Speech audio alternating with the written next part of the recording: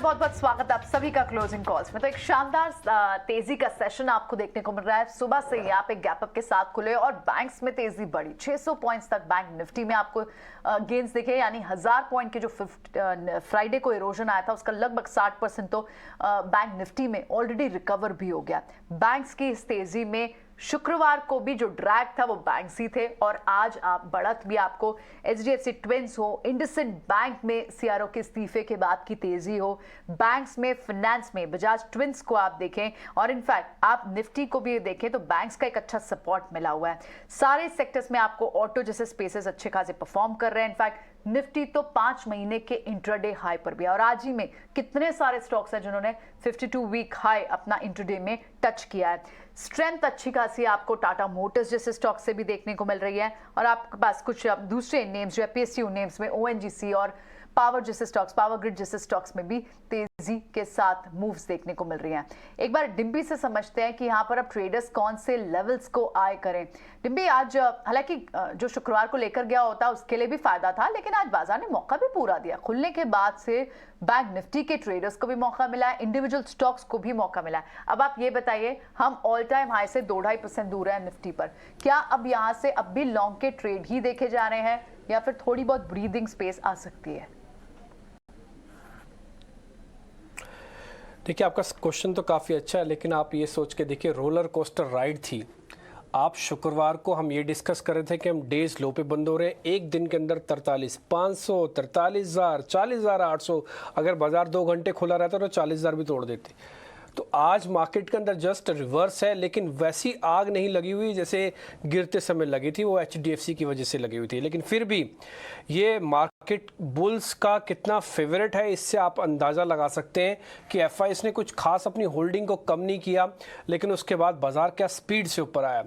ना केवल निफ्टी ने अपने डैमेज को कंट्रोल किया, बल्कि अब तो उसके भी ऊपर आ गया। निफ्टी ने जो टोटल नुकसान किया था वो करीब 185 पॉइंट का किया था, अभी आप 200 पॉइंट का गेन देख पा रहे हैं और एक ही दिन में हुआ है। ऐसा नहीं कि बहुत ज़्यादा इसको समय लगाना पड़ा, एक ही दिन में हुआ।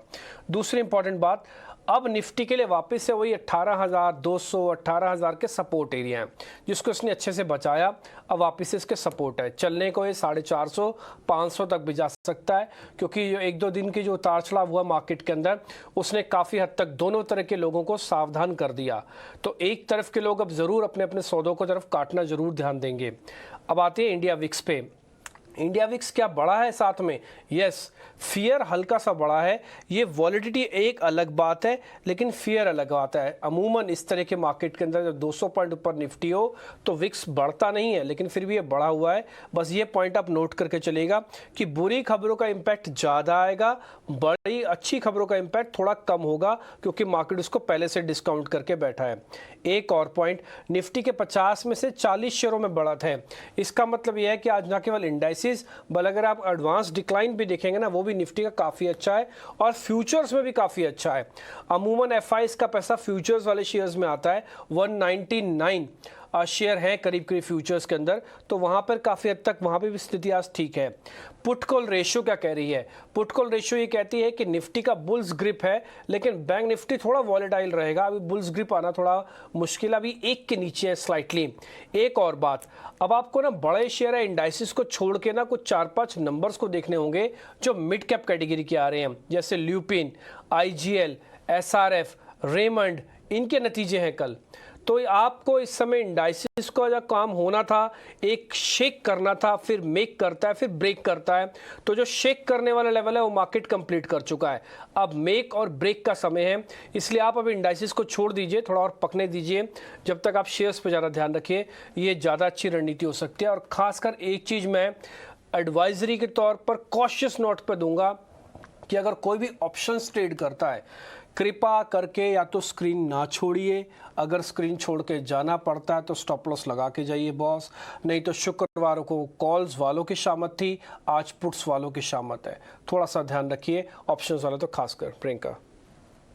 ये तो आपको एक स्ट्रैटेजी मिलती हुई ट्रेडर स्क्रीन भी आप देख रहे हैं आपके स्क्रीन पर। गिरावट में खरीदारी के मौके हम आज सुबह से बता रहे थे। इस वक्त बाजार के अगर आप देखेंगे काफी बुलिश इस वक्त नजारा देखने को मिलेगा, मजबूती के साथ लगातार ट्रेड्स। और आपको बता दें 300 के बिल्कुल करीब है और पिछली दफा ऐसा 22 दिसंबर 2022 को हुआ था जब 18,300 के पार बाजार जाता हुआ दिखा था। अब आज के सेशन में 18,300 के दर्शन कराता है, इस पर खास नजर होगी। बहरहाल 18,286 के लेवल्स तक तो हम जा चुके हैं। अब देखना होगा लास्ट आवर ऑफ ट्रेड्स में अगर कोई सरप्राइजेस मिलते हैं या नहीं। लेकिन दो चीजें हैं जो कि खास तौर से आपको ध्यान में रखनी चाहिए। इस मजबूती में भी वॉलेटिलिटी जो है वो लगातार बढ़ती हुई नजर आ रही है। इंडिया विक्स की तस्वीर अगर आप देखेंगे, मजबूती 2-2.5% की वहां पर देखने को मिल रही है, जो 11 से 12 के लेवल्स के आसपास पिछले हफ्ते दिख रही थी, ये 12 के पार जाती हुई दिखी है, विच इज अ कंसर्न। और कच्चे तेल की चाल जो है वो वापस एक तरह से कह सकते हैं कि जो फियर्स थे वो फेड आउट होते हुए नजर आ रहे हैं। और कच्चा तेल जो है $76 के आसपास ब्रेंट इस वक्त ट्रेड करता हुआ दिख रहा है। तो क्रूड की तरफ से जो एक सेंटिमेंट बुलिश होना डोमेस्टिक मार्केट्स के लिए नजर आ रहा था, कुछ हद तक कह सकते हैं फेड आउट होता हुआ देखने को मिला है। लेकिन इन सब के बावजूद अगर आप देखेंगे, नतीजों का सीजन है, नतीजों के सीजन में मेजॉरिटी निफ्टी के कॉन्ट्रीब्यूटर्स उसके नंबर्स आते हुए दिखे हैं। और जैसे Q3 में कमेंट्री इंपॉर्टेंट थी, Q4 में हम देख रहे हैं काफी हद तक कमोडिटी के सिनेरियोज कैसे हैं, रॉ मटेरियल स्टेटस क्या है, मैनेजमेंट की तरफ से बयान क्या निकल कर आया, एक्विजिशन के स्टेटसेस भी हैं जो कि इस वक्त कंपनी में काफी हद तक इंपॉर्टेंट नजर आ रहे हैं। आइए फिर फंडामेंटल एनालिसिस समझते हैं। टेक्निकल एनालिसिस पर भी नजर होगी। हमारी फंडामेंटल पैनल पर अभिषेक जैन जुड़ गए हैं अरिहंत कैपिटल से। अभिषेक, गुड आफ्टरनून, स्वागत है आपका 18 हाउस स्वदेश पर। सबसे पहले तो इस वक्त बाजार की चाल को कैसे आप देख रहे हैं? रुचित भी हमारे साथ, good afternoon Ruchit, just coming back to you. लेकिन अभिषेक, कैसे देख रहे हैं बाजार की चाल को? और ऑल इन ऑल, क्योंकि आप सेक्टर एग्नोस्टिक अप्रोच रखते हैं, इस वक्त अगर नतीजों के लिहाज से देखें 78% ऑफ निफ्टी कंट्रीब्यूटर्स के नंबर्स आते हुए दिखे। और इस हफ्ते भी काफी सारी कंपनियां, ऑलमोस्ट 8% ऑफ निफ्टी कंट्रीब्यूशन वाली कंपनियों की, वेटेज वाली कंपनियों के नतीजे आने वाले हैं। कौन से सेक्टर्स हैं जिसको आप वॉच आउट कर रहे हैं? आप मेरे से पूछिए, रुचित से मैम। अभिषेक, ये सवाल आपसे है, fundamental approach on the markets. Okay ma'am, अभी हम पॉजिटिव ही थे। हमने I think end of March लोगों हमारा जो कॉशियस व्यू था उसको अपग्रेड करके तेजी की ओर रुझान किया था, बिकॉज हमें लग रहा था कि भाई इंडिया में जैसे वर्ल्ड में जिस हिसाब से वॉलेटिलिटी चल रही है, we are at much better place. और हमारा जो टाइम बेस्ड करेक्शन था वो भी मोस्ट ऑफ द स्टॉक्स में आज खत्म हो गया था उस टाइम पे। और व्यू यही है, अभी भी India will relatively out perform.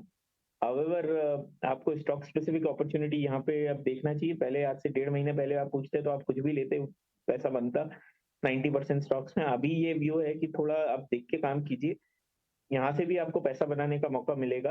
मेरे को लगता है कि वंस आप कर्नाटका इलेक्शन आउट होगा और जिसकी there is a high probability BJP will lose, उसके बाद आप उसमें एक इंडियन मार्केट्स में बड़ी रैली उसके बाद देखी जा सकती है। तो थोड़ा अभी तक जो एचएनआईज वगैरह जो थोड़े कॉशियस लेवल पे हैं विल स्टार्टेड गेटिंग इनटू, क्योंकि उनमें से कई लोगों ने काफी अच्छा पैसा बनाया तो थोड़ा कैश आउट कर रहे थे, तो वहां पे भी आपको वो रैली उसमें आपको दिखेगी। तो व्यू यही है कि आप स्टॉक स्पेसिफिक रहिए rather than just looking at index और लेवल्स।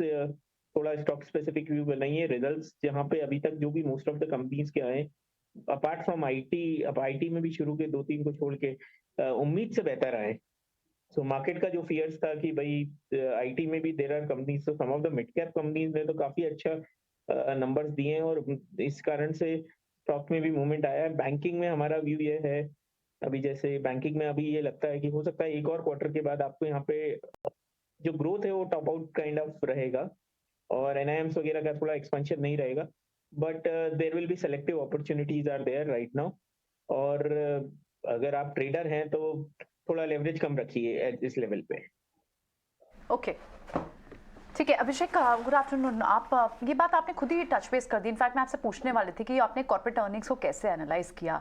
अब कई सारे स्टॉक्स हैं जो पीएसयू बैंक स्पेस में, मिड कैप, स्मॉल कैप, क्योंकि बेस्ट ऑफ द नेम्स के आप हमारे पीछे हैं और जिसके चलते आप उनके क्वार्टरली नंबर्स में भी देख भी रहे हैं। और अगर ये पीक आउट होने में समय है तो क्या अभी इस रैली में कुछ और लेग्स हैं 1-2 क्वार्टर की? मैम अभी अगर आप, तो अभी जैसे आप बैंकिंग की बात कर रही हैं तो देयर आर सम बैंक्स जो हैं रिलेटिवली मेरे को लगता है वहां पे आपको थोड़ा अर्निंग्स का पुश मिलेगा। जैसे बंधन बैंक हो गया जहाँ पे अभी स्टॉक हालांकि मूवमेंट आ गया है, बट मेरे को लगता है रिलेटिवली इनके स्प्रेड्स इतने ज्यादा हैं कि थोड़ा सा भी अगर नीचे आता है तो उनका इन पे इम्पैक्ट नहीं रहेगा अर्निंग्स पे ओवरऑल।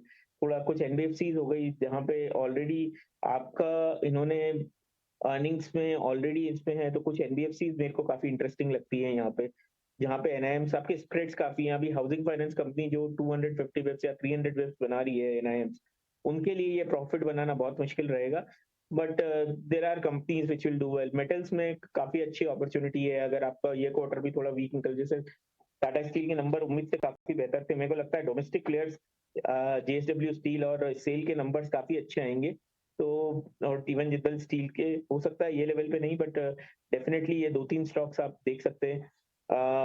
एग्री केमिकल में हमारा थोड़ा व्यू नेगेटिव है, बट ये लेवल पे I won't be a buyer और seller at this price. I would see, मेरे को लगता है कि केमिकल प्राइसेस ऑलरेडी स्टॉक्स में काफी करेक्शन आ चुका है, तो थोड़ा ऊपर के लेवल पे शॉर्ट किया जा सकता है। बट आईटी एक सेक्टर जो है आपको अर्निंग सरप्राइज दिख सकता है राइट नाउ, तो tech Mahindra despite all the negatives जो मार्केट में फियर्स थे, टेक महिंद्रा, विप्रो और बिरला सॉफ्ट जैसी कंपनीज मेरे को काफी अच्छी लगती है राइट नाउ। विप्रो में मेरे को लगता है कि बायबैक भी चल रहा है तो उसका आपको सपोर्ट मिलेगा। Even TCS looks interesting, HCL tech decent लगता है, तो यही है। बट मार्केट में व्यू यही है कि यहाँ से कुछ ज्यादा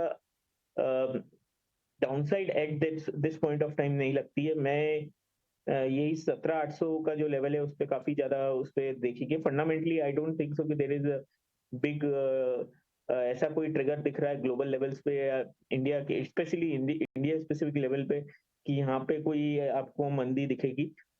जैसे कंपनीज लाइक रिलायंस वगैरह हो गई है, ये आपको डेफिनेटली हर लेवल पे बाय करना चाहिए।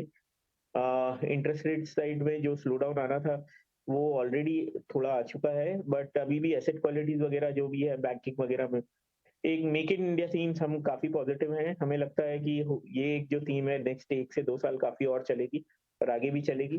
तो उन कंपनीज में आपको मैन्युफैक्चरिंग कंपनीज हो गई, कैपिटल गुड्स कंपनीज हो गई, वो सब कंपनीज पे आप बनाना चाहिए। हो सकता है ये क्वार्टर कई कंपनीज में आप एल और ये क्वार्टर हो सकता है थोड़ा वीक आए या कोई और का, but opportunity wise it's very interesting. Consumer durable segment में हमारा व्यू काफी पॉजिटिव लगता है।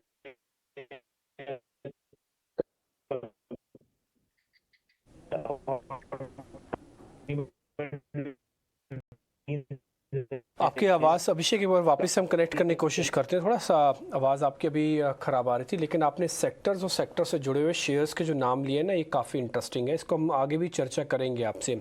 2 टेक्निकल एनालिस्ट श्रीकांत चौहान और रुचित हमारे साथ जुड़ चुके हैं। श्रीकांत, आपसे शुरू करें। पहले तो good morning, good afternoon in fact, और आप अपने शेयर्स बताएंगे सर? पहले अपने शेयर्स बताइए, फिर हम आपसे पूछने का सिलसिला शुरू करेंगे। बिल्कुल, इनफैक्ट मार्केट का मूड इतना स्ट्रांग है और इतना मैं कहूँगा कि पॉजिटिव है कि गुड मॉर्निंग ही बनता है इस पर्टिकुलर टाइम पे। और काफी अनएक्सपेक्टेड था कि आज मार्केट इतने जोर से इमीडिएट हाईएस्ट लेवल्स को क्रॉस करेगा। और इनफैक्ट निफ्टी अगर आप देखेंगे तो 18,267 के लेवल्स को निफ्टी में 30 दिसंबर से नहीं निकाला था, यानी कि पूरा ऑलमोस्ट 4 महीने के बाद इन लेवल्स को क्रॉस किया है। तो मुझे लगता है कि इस पर्टिकुलर मार्केट में और भी फर्दर लेग्स है और हम शायद 18,500 या 600 के लेवल्स देख सकते हैं। इस मार्केट में मुझे लगता है कि उन स्टॉक्स पे फोकस करना चाहिए जहां पे कुछ करेक्शन हुआ है, कुछ हायर बॉटम बना है, और वहां पे हमें लगता है कि एनटीपीसी, यहाँ पे कुछ लॉन्ग पोजीशन बनाई जा सकती है। एनटीपीसी जो अभी कुछ ट्रेड कर रहा है अराउंड 176 177, यहाँ पे लॉन्ग पोजीशंस बनाए। 174 का स्टॉप लॉस रखे, टारगेट्स रखे 183 185 के। और मुझे लगता है कि जैसे आरबीएनएल, आईआरएफसी और ये सब स्टॉक्स चले हैं, अभी मुझे लगता है कि पोटेंशियल है भारत हेवी में। यहाँ पे भी फॉर्मेशन अच्छा है। फ्राइडे को नो डाउट स्टॉक काफी अच्छा करेक्ट हुआ था, लेकिन आज के तारीख में भी इसमें काफी इंपॉर्टेंट सपोर्ट्स के करीब एक रिवर्सल फॉर्मेशन इसने बनाया है। तो करंट लेवल से 81 82 के करीब इसे लॉन्ग करें, स्टॉप लॉस रखे 77 का, टारगेट्स नजर आते हैं 88 से लेकर 90 के।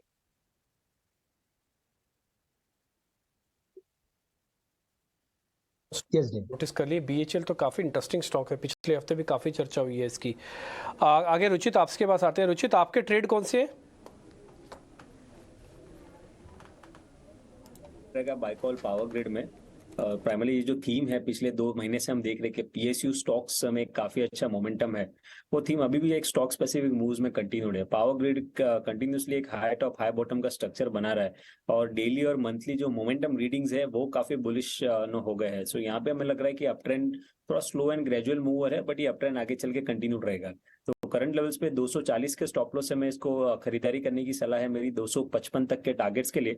और जो सेकंड पिक है वो ऑटो स्पेस में से अशोक लीलैंड पर है। सो प्राइमरली अशोक लीलैंड में देखेंगे तो एक price wise corrective phase already पिछले कुछ महीनों में हो चुका है और उसके बाद कुछ हफ्तों से ये एक टाइम वाइज करेक्टिव फेज में चल रहा है, जहाँ पे 134 135 के आसपास एक सपोर्ट बना, 145 के आसपास जो रेजिस्टेंस था वो आज ये स्टॉक ने ब्रेक किया है। सो यहाँ पे हमें लग रहा है कि with in the auto space एक कैचअप मूव, क्योंकि दूसरे ऑटो स्टॉक्स में एक अच्छी तेजी हमने पिछले कुछ हफ्तों में देखी है, लेकिन अशोक लीलैंड में अब तक ऐसा मूव आया नहीं है। तो एक कैचअप मूव हम अशोक लीलैंड में शॉर्ट टू मीडियम टर्म में देख सकते हैं। तो 143 के स्टॉप लॉस से ट्रेडिंग के लिए यहाँ पे खरीदारी की सलाह रहेगी 155 के अराउंड के टारगेट्स के लिए। पावर ग्रिड 2 खरीदारी की कॉल्स इस वक्त रुचित की तरफ से आती हुई, तो हमारे टेक्निकल एक्सपर्ट्स की कॉल और चारों की 4 कॉल्स खरीदारी की मौके ऑफ कोर्स खरीदारी के इंडेक्स वाइज स्टॉक्स वाइज बनते हुए इस वक्त नजर आ रहे हैं। और जहां हम मौकों की बात करें, लगातार नतीजों का भी इम्पैक्ट है जो कि बाजार पर आप पड़ता हुआ दिख रहा है। ब्रॉडर इंडेक्सेस में मिड कैप में अच्छा खासा एक्शन तो है ही, लेकिन ऐसे में चीनी शेयरों की मिठास भी बढ़ी। अभी थोड़ी देर पहले अवध शुगर के नतीजे आए हैं। वैसे सारे के सारे शुगर स्टॉक्स को अगर देखेंगे अच्छी मजबूती ही पाएंगे, लेकिन अवध शुगर के मार्जिन 11% से 17% बढ़ते हुए दिखे हैं। प्रॉफिट जो है 51 करोड़ से 80 करोड़ पर जाता हुआ दिखा और साथ ही रेवेन्यू यानी कि कंपनी की आय जो है 758 करोड़ से सीधा 846 करोड़, 10 रुपए प्रति शेयर का डिविडेंड भी कंपनी ने अनाउंस किया है। 7.25% की तेजी। रुचित आप बताइए, शुगर स्टॉक्स में धामपुर हो, अवध शुगर हो, बलरामपुर चीनी, हम एक्शन देख रहे हैं, लेकिन Awadh sugar on the face of it result का इम्पैक्ट रिजल्ट का इम्पैक्ट क्लियरली देखा जा सकता है। ऑल्दो ये सेक्टर में आज के ट्रेडिंग सेशन में इतने मूव नहीं है, बट ये स्टॉक का 6-7% के गेन्स के साथ ट्रेड करना है और वो भी अच्छे वॉल्यूम्स के साथ। जो डेली एवरेज वॉल्यूम्स होते हैं उससे कई बेहतर वॉल्यूम्स आज के ट्रेडिंग सेशन में अवध शुगर में देखे गए। तो आई थिंक यहाँ पे नो डाउट के short to medium term trend stock में पॉजिटिव है। इनफैक्ट आप काफी सारे शुगर नेम्स में देखेंगे, जैसे बलरामपुर चीनी वगैरह में भी तो जो करेक्शंस आ रहे हैं वो मोर एक टाइम वाइज करेक्शंस होते हैं। जब ओवरबॉट हो जाते हैं तो कुछ ट्रेडिंग सेशंस के लिए वो साइडवेज हो जाते हैं और ऐसे टाइम वाइज करेक्शन के बाद फिर से अपमूव का रिजम्पशन होता है। तो सेलिंग प्रेशर कहीं पे भी बड़े वॉल्यूम्स के साथ में शुगर स्पेस में हाल फिलहाल नहीं दिख रहा है। तो आई थिंक ये काफी पॉजिटिव साइंस है। टेक्निकली 565 से 570 की range I think Awadh sugar में नियर टर्म में एक्सपेक्ट कर सकते हैं एटलीस्ट। बात हुई कुछ और स्पेसेस जहां बड़ी अच्छी खासी मूव है। सीमेंट स्पेस में आपको मूव दिख रही है, होटल स्टॉक्स में आपको मूव दिख रही है और इनफैक्ट टायर स्टॉक्स की बात तो हम लगातार कर रहे हैं। सीएट के भी थोड़ी देर पहले नंबर्स आए थे। एमआरएफ ऑलरेडी 1 लाख की तरफ बढ़ते हुए दिख रहा है और 52 वीक हाई पे अपोलो टायर जैसे स्टॉक हैं और अब भी अच्छा खासा लॉन्ग बिल्टअप बना हुआ है। श्रीकांत, अपोलो टायर जैसे स्टॉक्स ना इतनी बड़ी मूव दिखाने के बाद भी चलते जा रहे हैं, लेकिन एंट्री पॉइंट ऐसे स्टॉक्स में देखना बहुत ट्रिकी हो जाता है जब मेजर ऑफ द मूव्स आ गई हैं। लेकिन क्या अब भी एक लंबी जर्नी है, मोर लेग्स टू दिस रैली? कहां पर एंट्री पॉइंट ढूंढेंगे आप अगर यहां से ट्रेड लेना होगा तो? देखिए, इस बार इस पर्टिकुलर टायर इंडस्ट्री को देखें हम काफी क्लोजली, तो after so many years in सभी कंपनीज ने अपने ऑल टाइम हाईएस्ट लेवल्स को क्रॉस किया है। तो इस बार डेफिनेटली कुछ बड़ा चेंज हुआ है, कुछ ड्रास्टिक चेंज डेफिनेटली इस पर्टिकुलर सेक्टर के लिए बना है। और एमआरएफ फॉर एग्जांपल की जो कभी 1 लाख के लेवल्स को छू नहीं रहा था, इसने इस बार उसको ऑलमोस्ट छू लिया है। तो बेस्ड ऑन सर्टेन फॉर्मेशंस हमें लगता है कि इसमें और भी यहाँ से अपसाइड बिल्कुल है। अपोलो टायर्स अगर आप देखिए स्पेसिफिकली जिस पे हम अभी बात कर रहे थे, हमें लगता है कि ये स्टॉक कम से कम यहाँ से शायद आने वाले 2-3 साल में डबल हो सकता है, लेकिन शॉर्ट टर्म में मुझे लगता है कि कम से कम 400 या 420 के लेवल्स भी दिखा सकता है। तो करंट लेवल से भी अगर कोई करेक्शन अगर आता है तो बिल्कुल लॉन्ग करें। आज के दिन में वैसे देखा जाए तो वापस काफी अच्छी रैली इसमें हमने देखी है, लेकिन अगर कुछ करेक्शन अगर आता है, स्टॉक अगर 370 365 के रेंज में आता है तो बिल्कुल लॉन्ग करें। 350 का स्टॉप लॉस रखे, टारगेट्स रखे 420 के। लॉन्ग रन के लिए हमें लगता है कि इस पर्टिकुलर इंडस्ट्री के लिए काफी अच्छा फ्यूचर है। सीएट भी हमारा एक प्रिफर्ड पिक है जिसे हम लॉन्ग करने की हमेशा कोशिश करते हैं मार्केट के करेक्शन में, और यहाँ पे भी हमें लगता है कि ये स्टॉक वापस एक बार 2050 के लेवल्स दिखा सकता है, लेकिन शॉर्ट टर्म में 1830 1850 के टारगेट्स नजर आते हैं। तो सीएट को भी लॉन्ग करें, स्टॉप लॉस यहाँ पे रख सकते हैं हम क्लोज टू 1680 के करीब का। ठीक है, सीएट आपके लिस्ट में है, बाइंग ऑन डिप्स कर रहे हैं आप अपोलो हॉस्पिटल के अंदर। आज नया रिकॉर्ड बना रहा है एमआरएफ, 1 लाख का हो गया इसका फ्यूचर्स। कैश हालांकि भी थोड़ा दूर है, लेकिन फ्यूचर्स ने आज 1,184 रुपये का भाव दिखा दिया। कुल मिला के टायर स्टॉक्स को जो ऑटो का तेज़ी और क्रूड की मंदी और रबड़ की थोड़ी मंदी वो इसके हक में आ रही है। आगे बढ़ते हैं, एक और डील हुई आज जिसके बारे में काफ़ी चर्चा हुई, वो थी TCNS क्लोथिंग और साथ ही ABFRL की डील। आज TCNS क्यों टूट गया बताने के लिए वमाक्षी हमारे साथ है। वमाक्षी बताइएगा जरा। जी बिल्कुल, Aditya Birla fashion and retail यानी कि ABFRL ऑन TCNS क्लोथिंग, ये दोनों ही स्टॉक्स फोकस में हैं। हम देख रहे हैं कि ABFRL 51% स्टेक अक्वायर कर रहे हैं TCNS क्लोथिंग में 1650 करोड़ के लिए। ये होगा एक कॉम्बिनेशन के द्वारा जो ओपन ऑफर और प्रमोटर स्टेक की एक्विजिशन इंक्लूड करता है। ये स्टेक परचेज हो जाने के बाद TCNS क्लोथिंग मर्ज होगा ABFRL में, और उनका जो मर्जर का जो रेशियो है वो होगा 11 shares ABFRL in exchange of 6 shares TCNS के। मर्जर रेशियोज अगर हम देखें तो TCNS क्लोथिंग के जो माइनॉरिटी शेयर होल्डर्स हैं उनके लिए थोड़ा नेगेटिव है, क्योंकि ये रेशियो इम्प्लाई करता है शेयर प्राइस 393 प्रति शेयर का, और हालांकि हमने देखा कि करंट मार्केट प्राइस से ये काफ़ी कम है। ओवरऑल अगर हम देखें ABFRL के लिए भी हम एक्सपेक्ट कर रहे हैं कि शेयर होल्डर्स के लिए करीब 5.7% की डाइल्यूशन देखने मिल सकती है। मगर इसके इंडिविजुअल कंपनीज पर क्या इम्पैक्ट है, आइए उस पर नज़र डाल लेते हैं। तो ABFRL के पर ये जो ओवरऑल ट्रांजैक्शन है वो काफ़ी पॉजिटिव है। Transaction 14 times FY24 EV EBITDA पर हो रहा है, और अगर हम ये कंपेयर करते हैं सक्सेसफुल अपैरल रिटेलर्स ब्रांड्स जो करंटली अराउंड 30 टाइम्स के वैल्यूएशन पर ट्रेड करते हैं, तो ये वैल्यूएशन के लिहाज से डिस्काउंट पर है डील। डेट उनके मुताबिक बढ़ना नहीं चाहिए, क्योंकि 1450 करोड़ का इन्फ्लो आना बाकी है GI से।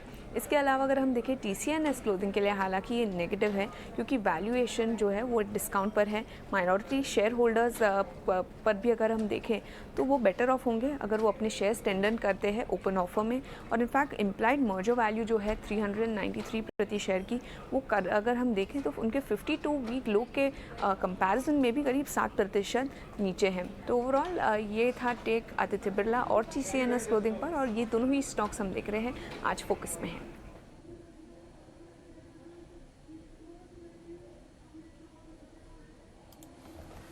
ठीक है, तो ये दो आपको शेयर्स पे तो ध्यान रखना ही होगा। TCNS के बारे में आपको वमाक्षी बताते हुए दिख रही है।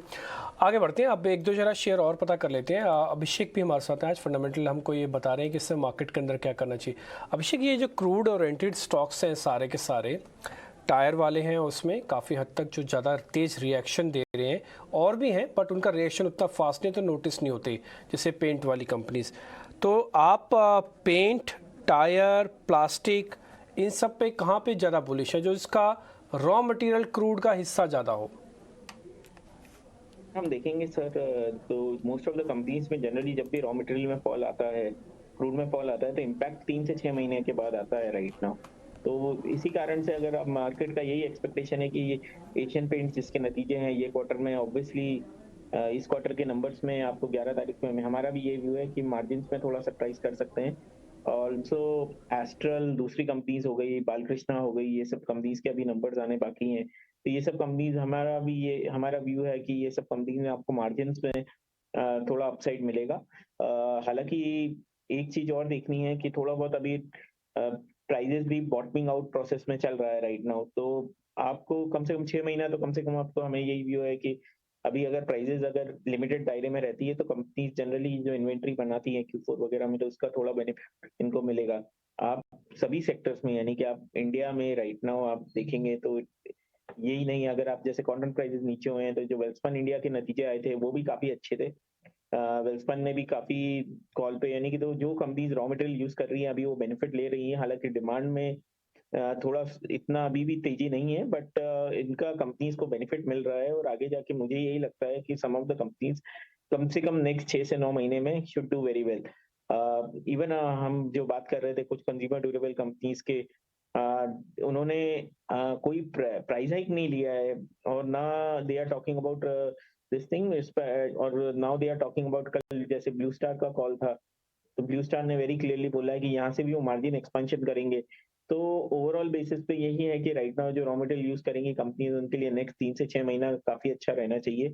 तो यही अगर आपका व्यू है तो मेरा यानी हमें लगता है कि कंपनीज लाइक एस्ट्रल हो गई, अपोलो पाइप हो जिसके आज नंबर्स हैं, should be a decent set of numbers. और मे बी कंपनीज जो दूसरे सेगमेंट्स में भी आज जो आप बोले थे टायर्स वगैरह में, तो टायर्स में अभी तक अपोलो टायर मेरे को लगता है रिजल्ट्स तक तो काफी अच्छा रहना चाहिए। अगर ये लेवल पे हमारा सीजी का एडवाइस नहीं रहेगा, बट ये स्टॉक्स में अवॉइड शॉर्ट भी नहीं करना चाहिए at this point of time. Negative अगर आप हैं तो बने रहिए, आपको स्टॉक्स में थोड़ा और तेजी दिखने को मिल सकती है।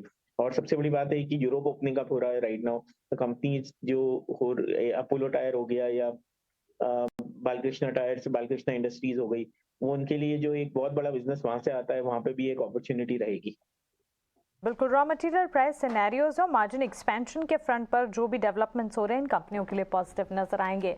लेकिन Paytm, Srikanth, path to profitability तो काफ़ी कन्विंसिंग नज़र आ रहा है। इनफैक्ट अगर आप देखें ताज़ा जो नंबर्स आए, घाटे में लगातार कमी हो रही है, इनका घाटा घटा है विच इज़ अ पॉजिटिव, और साथ ही Q4 में सस्टेनेबल ग्रोथ भी नज़र आ रही है। इनफैक्ट ब्रोकरेजेस के माने तो यहाँ से 59-60% के अपसाइड्स भी नज़र आएंगे। अच्छी मजबूती के पीछे पेटीएम की जहाँ हम बात करें, इनफैक्ट इनका ये भी कहना है मैनेजमेंट ने नतीजों के ठीक बाद ये कहा कि नियर फ्यूचर में फ्री कैश फ्लो हासिल करने का टारगेट गोल बनाकर ये चल रहे हैं। टेक्निकली क्या चार्ट्स आपको यहाँ से और ज़्यादा एक्टिव होते हुए नजर आ रहे हैं? Do you even think 59-60% upside is possible here? See, यहाँ से 50 to 60% upside is very difficult to say because no doubt कि हमने after very long time इसमें एक upward activity देखी है, but इतना है कि yes, यहाँ से gradual upward activity बिल्कुल हमें देखने मिल सकते हैं। It will take time because huge amount of मैं कह सकूंगा कि प्रॉफिट टेकिंग हुई है अराउंड 800 के आसपास। प्रॉफिट टेकिंग नहीं, इनफैक्ट मैं कहूंगा लिक्विडेशन हुआ है, लेकिन 800 सवा 800 के करीब काफी अच्छा लिक्विडेशन हुआ है। तो उन लेवल्स के ऊपर जब तक ये सस्टेन नहीं होगा तब तक टाइम लगेगा। लेकिन ये शॉर्ट टर्म में इसके चार्ट, इनफैक्ट इससे रिलेटेड जितने भी स्टॉक्स है, प्लेटफॉर्म स्टॉक जितने भी है, उन सभी में हमने अच्छा खासा परफॉर्मेंस देखा है, अच्छे खासे डिलीवरी बेस्ड वॉल्यूम्स हुए हैं। तो हमें लगता है कि ये स्टॉक यहाँ से भी 725 वाला 800 रुपया हो सकता है। करंट लेवल से भी अगर कोई पोजीशन है तो उसको होल्ड करके रखें। कुछ फ्रेश लॉन्ग पोजीशंस बनानी है तो बिल्कुल लॉन्ग करें, लेकिन स्टॉप लॉस रखें एट 690। कीजिए, फ्रेश पोजीशंस की भी यहाँ पर राय मिलती हुई दिख रही है। Slow and eventual positive impact आएगी। लेकिन दो एफएमसीजी से जुड़ी कंपनियां रुचित, ब्रिटानिया और साथ ही मैरिको, नंबर्स आए, नतीजे अच्छे रहे, लेकिन अप मूव हम मैरिको में देख रहे हैं करीब 7% की तेजी के साथ, ऑलमोस्ट 9% चढ़ चुका स्टॉक। वहां से इस वक्त भी तेजी का मोमेंटम जो है बिल्कुल कायम है। यहाँ से अपसाइड और भी पॉसिबल नजर आ रही है चार्ट्स पर। बिकॉज ब्रिटानिया में तो ये रिजल्ट्स के पहले ही अगर आप लास्ट 2-2.5 महीने में देखेंगे तो ऑलरेडी एक मूव आ चुका था, लेकिन मैरिको में कहीं ना कहीं वो तेजी अब तक आई नहीं थी और मोर एक कंसोलिडेशन या टाइम वाइज करेक्टिव फेज में ये स्टॉक पिछले 1-1.5 साल से ही है। सो यहाँ पे 460 के आसपास काफी अच्छा सपोर्ट बेस ये स्टॉक ने पूरे कंसोलिडेशन में बनाया है और आज के जो मूव्स में वॉल्यूम्स गैप अप के बाद में भी देखे गए, ये काफी पॉजिटिव साइंस है स्टॉक के लिए। तो अगर ये कंसोलिडेशन का ब्रेकआउट का फॉलोअप मूव कल के ट्रेडिंग सेशन में भी आता है तो वो काफी अच्छे साइंस रहेंगे और फिर नियर टर्म में स्टॉक 570-580 तक के लेवल्स भी अप्रोच करने को देख सकते हैं। सो आज नो डाउट न्यूज या रिजल्ट्स के कारण ये अपमूव है, बट फॉलोअप मूव देखना काफी इंपॉर्टेंट रहेगा। जो अगर ऐसी तेजी या और अच्छे वॉल्यूम्स फॉलोअप मूव में कल के सेशन में या नेक्स्ट 1-2 ट्रेडिंग सेशन में होते तो वो इंडिकेशंस रहेगा कि स्टॉक आने वाले समय में एक अच्छा ट्रेंडेड अपमूव दिखा सकता है। ठीक है, ये मैरिको पर आप एक मूव की बात कर रहे हैं, 7-7.5% की मूव है। हालांकि एफएमसीजी के डिफरेंट प्लेयर्स को आप देखें ना अभिषेक, सबके व्यूज अलग आ रहे हैं। डाबर अब भी कहता है, ब्रिटानिया कहता है उसे तो रूरल सेल से कोई प्रॉब्लम नहीं है, वॉल्यूम स्ट्रॉन्ग है, रूरल रिकवरी स्ट्रॉन्ग देखने को मिल रही है। आप कमेंट्री टाटा कंज्यूमर की देखें, वो भी कहते हैं कि चीजें बेटर हो रही हैं, FY24 FY23 से बेटर ही होगा। लेकिन डाबर के वॉल्यूम्स, रूरल सेंटिमेंट वहां सुधरता हुआ नहीं दिख रहा। और नेस्ले को भी अभी लगता है कि ग्रीन शूट्स हैं, लेकिन कंसर्न है। सो सारे एफएमसीजी प्लेयर्स के लिए रूरल क्वोशंट तो बहुत बड़ा है, लेकिन जो इनपुट निकल कर आ रहा है वो आपने कैसे कोलैबोरेट कैसे किया? सो मैम, इसमें अगर हमें देखना चाहिए तो सबसे बड़ा कि हर कंपनी का प्रोडक्ट पोर्टफोलियो डिफरेंट है राइट नाउ। तो जो डाबर है उसका पोर्टफोलियो है रिलेटिवली इतना अभी रूरल सेंट्रिक इतना नहीं है। वही अगर आप नेस्ले की भी बात करेंगे तो नेस्ले का लार्ज अमाउंट ऑफ कॉफी वगैरह का है जो रिलेटिवली इतना इम्पैक्ट नहीं कर रहा है राइट नाउ। और जो आज जो मैरिको का था, मैरिको के कॉल में मार्केट का जो एक्सपेक्टेशन था लीस्ट था, बिकॉज लास्ट 6 से 9 महीने में कंपनी रिलेटिवली अंडर परफॉर्मेंस किया है राइट नाउ। तो आज जब नंबर्स आए तो नंबर्स लार्जली इनलाइन थे, बट कमेंट्री ठीक ठाक थी। कमेंट्री में उन्होंने बोला है मार्जिन अब धीरे जाके इनको बेनिफिट मिलेगा, तो इस कारण से स्टॉक्स में आज वैल्यूएशन भी अच्छा था राइट नाउ। तो स्टॉक स्पेसिफिक यहाँ पे अपॉर्चुनिटीज हैं राइट नाउ। अगर आप ब्रिटानिया की बात करेंगे तो ब्रिटानिया की कमेंट्री अच्छी थी, बट स्टॉक्स में ऑलरेडी जैसा one of technical analyst has talked about कि ऑलरेडी उसमें मूवमेंट आ चुका था, तो आपने उसमें आप फॉलो बाइंग नहीं है, तो ये वैल्यूएशंस का भी लाइक रिलेटिवली गेम है राइट नाउ। तो एफएमसीजी में यहाँ पे people are looking for value right now. HUL भी अगर आप देखेंगे तो कमेंट्री इतनी ओके, इतना अच्छे नंबर्स नहीं थे, बट वॉल्यूम ग्रोथ इतनी अच्छी नहीं थी। उसके बाद भी आज स्टॉक ने कोई ज्यादा गिरावट नहीं देखी है, और स्टॉक्स में वहां से उस लेवल से थोड़ा ऊपर की और ही चल रहा है राइट नाउ। तो रिलेटिवली यहाँ पे स्टॉक्स में अच्छी अपॉर्चुनिटीज आज मिल रही है, वहाँ पे लोग people are buying those companies. ये तो है, वैल्यूएशन की तो एक बड़ी रीजन है। इसी वैल्यूएशन के चलते इनफैक्ट एक और स्टॉक भी डिस्कस करना है, लेकिन उससे पहले हैप्पीएस्ट माइंड को एक बार रिफ्लेक्ट करा दें। आप स्क्रीन पे देख पा रहे हैं, और इसमें कंपनी ने जो बेटर, ये भी IT स्पेस ही है, और यहाँ पर जो नंबर्स इनके आए हैं, कंसोलिडेटेड मुनाफा भी आप देख रहे हैं, EBITDA घटा है बहुत माइनर सा क्वार्टर बेसिस पे। डिविडेंड कंपनी ने दिया है, और लगभग रिकवर हो रहा है स्टॉक, लगभग 1% आप देखें। अगर आज का चार्ट लेकर आए हम हैप्पीएस्ट माइंड का, तो आप देखेंगे इनकी आय बढ़ी है, रेवेन्यूज क्वार्टर बेसिस बढ़े हैं, और मुनाफा बिना बदलाव के 58 करोड़, ओके सेम ही रहा है। मैंने ये ऑलमोस्ट जो लास्ट क्वार्टर से सिक्वेंचुअली बहुत बड़ी कोई ग्रोथ भी नहीं है और कोई डी ग्रोथ भी नहीं है। स्टॉक क्या नीचे से रिकवर हो रहा है, थोड़ा सा लग रहा है कि शायद नीचे से आपको रिकवरी दिख रही है, या फिर ऑलमोस्ट फ्लैट के जो मूवमेंट थी, कोई बहुत बड़ा रिजल्ट से कोई एक्साइटमेंट स्टॉक प्राइस में नहीं देखने को मिल रही। पर वैल्यूएशन की जो बात कर रहे थे अभिषेक अभी, कि वैल्यूएशन के लिहाज से एफएमसीजी में कई स्टॉक्स हैं जो अट्रैक्टिव हो गए हैं। आज एक और स्टॉक मन्नापुरम फाइनेंस, श्रीकांत के साथ डिस्कस करते हैं। श्रीकांत, क्लैरिटी जब आ गई थी ओवर द वीकेंड मैनेजमेंट की तरफ से कॉन कॉल पे, उन्होंने क्लैरिफिकेशन दी कई सारी चीज़ों पर। उन्होंने बात भी बोली कि ये जो मैटर है उससे कंपनी की फंडिंग पे असर नहीं पड़ेगा, और ये दूसरा मैटर था। लेकिन बाजार ने, स्ट्रीट ने उसे इस तरह से देखा कि अगर आप इसे पीयर्स के साथ कंपेयर भी करें तो भी तो अट्रैक्टिव था। अब आप देखें तो आज 5-5.5% का आपको रीबाउंस मिल गया। क्या ये ऑलमोस्ट रिवॉर्डिंग जितना हो सकता था हो गया है, या अभी भी पॉसिबल अपसाइड है? बिल्कुल, तो देखिए यहाँ पे हमें लगता है कि जैसे कि इसमें न्यूज़ फ्लो बना है, it is better to stay away for the time being. मुझे लगता है और भी थोड़ी क्लैरिटी आनी जरूरी है, इसके नंबर्स कैसे आते हैं, और आगे ओवरऑल अगर देखा जाए तो इसका परफॉर्मेंस कैसे रहता है। यस, ये पॉसिबल होता है most of the time. Priyanka, हमने देखा है कि जब बड़ी गिरावट आती है तो एक डेड कैट बाउंस बनता है। स्टॉक 130-135 के करीब था, वहां से गिरते हुए लगातार 100 रुपए के करीब आया विद इन जस्ट 3-4 डेज, और अभी उसमें एक डेड कैट बाउंस बना है। तो हमें लगता है कि it is better to focus on other companies. बहुत सारी अच्छी कंपनीज अभी अवेलेबल है, जहाँ पे आप इनफैक्ट कुछ करंट लेवल से भी ट्रेडिंग कर सकते हैं, या तो इन्वेस्टमेंट्स कर सकते हो, अच्छे मुनाफे बन सकते हैं। लेकिन इस पर्टिकुलर स्टॉक से मुझे लगता है फॉर द टाइम भी स्टे अवे रहना काफी जरूरी है। ठीक है, अलग अलग स्टॉक्स पे तो हम चर्चा कर ही रहे हैं, लेकिन इस बीच कुछ खबरें ऐसी हैं जो आगे चल के घट सकती हैं, उसको हम एक सेगमेंट में लेके आते हैं। खबर गर्म है, तो शरद मेरे सहयोगी मेरे साथ जुड़ चुके हैं बताने के लिए इसी सेगमेंट के अंदर आज कौन से 2 शेयर्स हैं। शरद, गुड आफ्टरनून, बताइए आज के शेयर्स।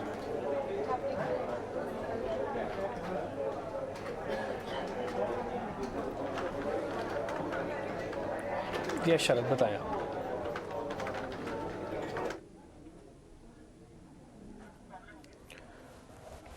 ठीक है, शरद से भी बात नहीं हो पाएगी, तो हमको थोड़ा सा इंतज़ार करना होगा। लेकिन हाँ, इस बीच अगर आप मार्केट्स को देख रहे हैं, ऐसा लग रहा है कि मार्केट इसी रेंज में क्लोज करना चाहता है, इसके पास ना आगे बढ़ना है इस समय, अब ऐसा है। और ना ही मेरे लिए जो एक नोटिसेबल पॉइंट है, क्योंकि मैं थोड़ा ट्रेडिंग के पॉइंट ऑफ व्यू से देख के बता रहा हूँ आपको, इसलिए ये जो इंडिया विक्स है ना 3%, ये ठीक नहीं है इस समय। ये सब कुछ ठीक है, सारे नंबर्स ठीक है, सारे डाटा ठीक है, बट फिर भी जो इंडिया विक्स 3% बढ़ा हुआ है ना, मेरे को आंखों में चुभ रहा है ये, कि ऐसा क्यों है कि इंडिया विक्स को भी बढ़ना पड़ रहा है।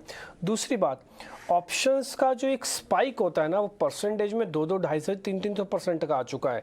यानी कि प्रीमियम्स शॉर्ट टर्म में हाई वॉलिडिटी के साथ ऊपर खड़े हुए हैं।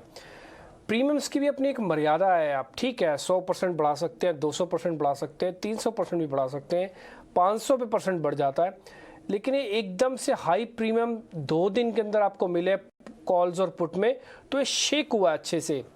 थोड़ा स्टेबिलिटी चाहिए मार्केट को, इसलिए स्टेबिलिटी की वजह से ये शायद चर्निंग में ना चला जाए।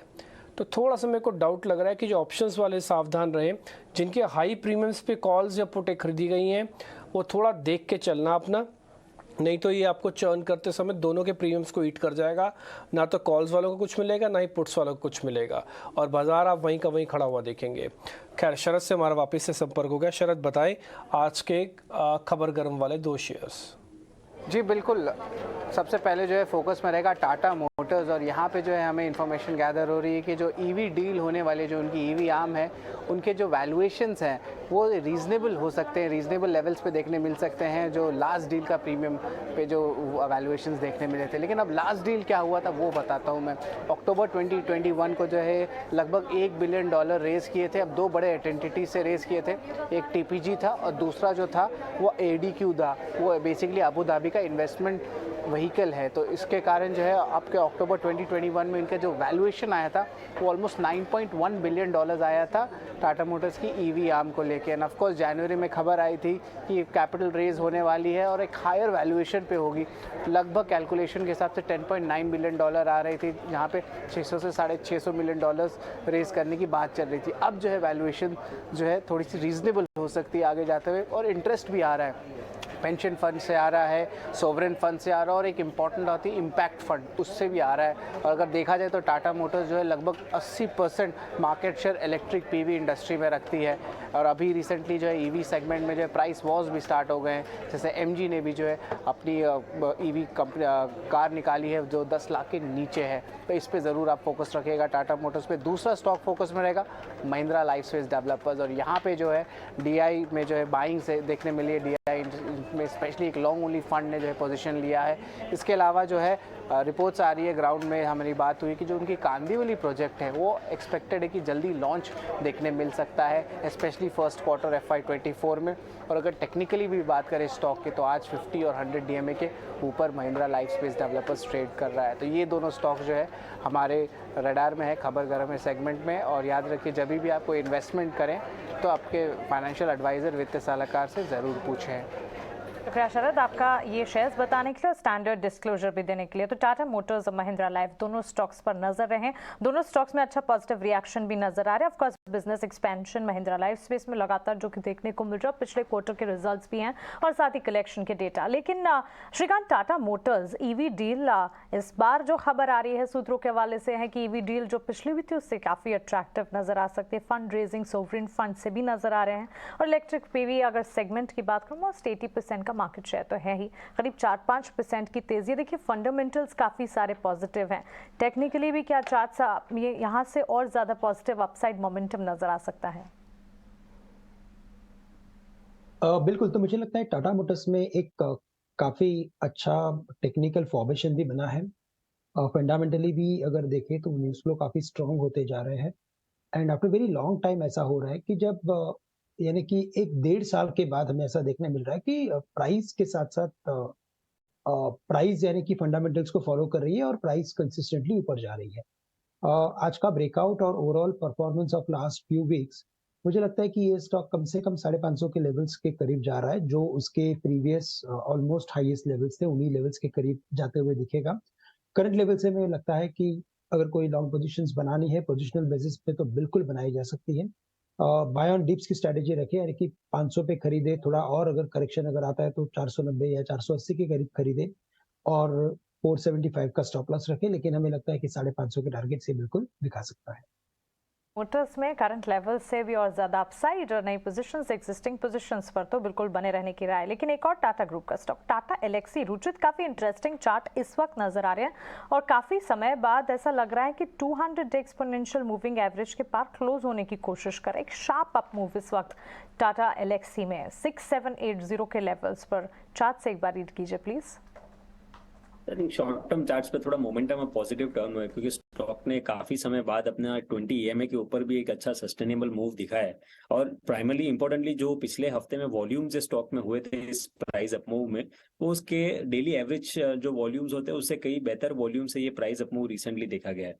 सो आई थिंक एक slow and gradual pull back move देख सकते हैं स्टॉक में। 6825 का एक इंपॉर्टेंट हर्डल है जो हम वॉच कर रहे हैं। अगर 6825 के ऊपर ये स्टॉक निकल जाता है तो 7000 से 7200 तक की range I think short term में स्टॉक ये अप मूव में दिखा सकता है। ठीक है, तो ये तो टाटा एलेक्सी पर बात हुई और इनफैक्ट कुछ और काउंटर्स की भी बात करते हैं। अब बीटीएससी ट्रेड्स लेने का भी वक्त हो गया। क्या ये ट्रेड्स बीटीएससी ट्रेड्स भी हैं? बैंक्स की ये तेज़ी, इंडसइंड बैंक की तेज़ी हो या फिर आप फाइनेंस काउंटर्स की तेज़ी देख रहे हो, क्या ये सारी कैरी फॉरवर्ड ट्रेड्स भी हैं रुचित? आई थिंक जैसे हम देख रहे हैं कि मार्केट्स ने 18,260 जो प्रीवियस हाइस था वो काफी जल्दी से अप मूव रिज्यूम कर लिया है। तो यहाँ पे आई थिंक आज भी जो स्टॉक स्पेसिफिक एक्शन रहा है तो ओवरऑल स्टॉक स्पेसिफिक एक्शन अच्छा पॉजिटिव साइड ही रहा है। सो बैंकिंग एनबीएफसीज पे व्यू थोड़ा पॉजिटिव है अभी भी।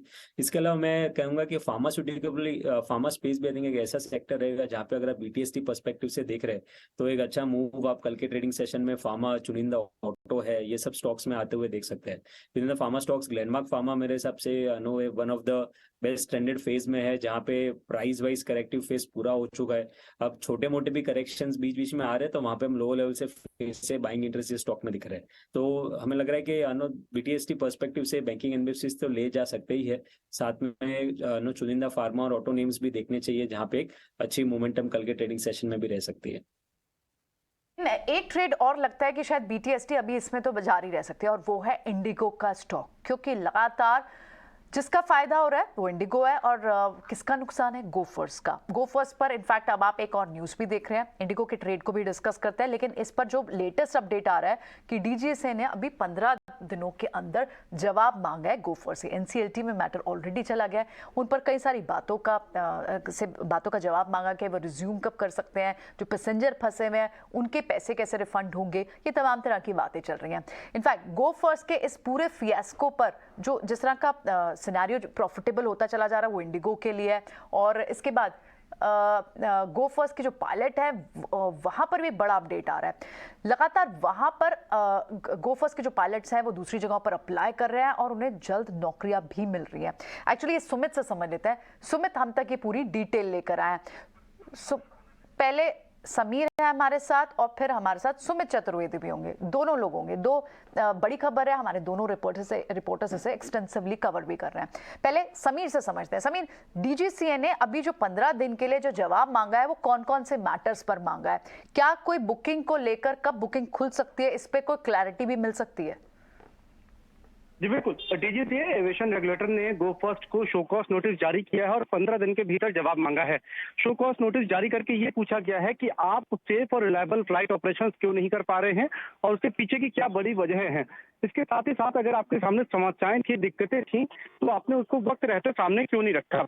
इसके साथ ही बड़ा आदेश ये भी डीजीसीए ने जारी किया है कि जब तक आप फ्लाइट ऑपरेशंस को लेकर के तैयार नहीं हो जाते हैं आप एयरलाइन जो है टिकट की बुकिंग नहीं कर सकती है, टिकट की बिक्री नहीं कर सकती है। सीधे तौर पे या अपरोक्ष रूप से डायरेक्टली या इनडायरेक्टली टिकट बुकिंग या टिकट की बिक्री एयरलाइन नहीं कर सकती, ये भी बड़ा आदेश यहाँ पर जारी किया है। तो कुल मिलाकर के गो फर्स्ट की मुश्किलें लगातार गहराती हुई जा रही हैं और एक शो कॉज नोटिस यहाँ पर डीजीसीए ने जारी किया, पूछा है कि एयरलाइन ने फ्लाइट ऑपरेशंस में ये जो खामी है इसकी क्या वजह है और इसको वक्त रहते सामने क्यों नहीं रखा, और इसको लेकर के जवाब 15 दिन के भीतर गो फर्स्ट को डीजीसीए को सौंपना होगा। इसके साथ आपने देखा कि एनसीएलटी में भी गो फर्स्ट की जो इंसॉल्वेंसी प्रक्रिया चल रही है, जो हियरिंग हुई थी, उसका फैसला भी अभी आना बाकी है। लेकिन जब तक इधर फैसला नहीं आ रहा तब तक जो एयरक्राफ्ट लेचर्स हैं जिन्होंने एयरक्राफ्ट किराए पर गो फर्स्ट को दिया है वो लगातार दबाव बना रहे हैं डीजीसीए की जो एयरक्राफ्ट को डी रजिस्टर किया जाए और उनको वापस लिया जाए। तो कुल मिलाकर के आप देखें तो गो फर्स्ट की मुश्किल वक्त के साथ गहराती हुई जा रही हैं और रिवाइवल की जो उम्मीदें हैं वो और कमजोर होती जा रही हैं। जी शुक्रिया। आपकी आवाज़ थोड़ी सी तकनीकी को खराबी आ रही है इसलिए दूसरा सवाल नहीं ले पाएंगे, लेकिन बात हम आपकी समझ गए। आप ये बता रहे हैं कि 15 दिन में अभी तो कोई बुकिंग लेने का बुकिंग रोकने का पूरा निर्देश डीजीसीए ने दिया है। एनसीएलटी में मैटर ऑलरेडी चल रहा है, तो डीजीसीए गोफर्स की कहीं से भी मुश्किलें कम नहीं है। उनके लिए ऑलरेडी उनके क्राफ्ट्स और जो लीजिंग क्राफ्ट्स हैं उनकी तरफ से एक प्रेशर बढ़ रहा है, लेंडर्स की तरफ से बात है, और इन सब के बीच में हम ये ना भूलें कि जो पैसेंजर्स हैं जिन्होंने बुकिंग कर रखी थी और उनकी ऑन द स्पॉट और बुकिंग कैंसिल हुई है वो अलग दिक्कतों का सामना झेल रहे हैं, और एट द सेम टाइम लेकिन उन लोगों का क्या जो इस वक्त ट्रैवल कर ही रहे हैं और बड़े दामों पर 25 to 30% प्राइस हाइक पर डोमेस्टिक ट्रैवलिंग कर रहे हैं।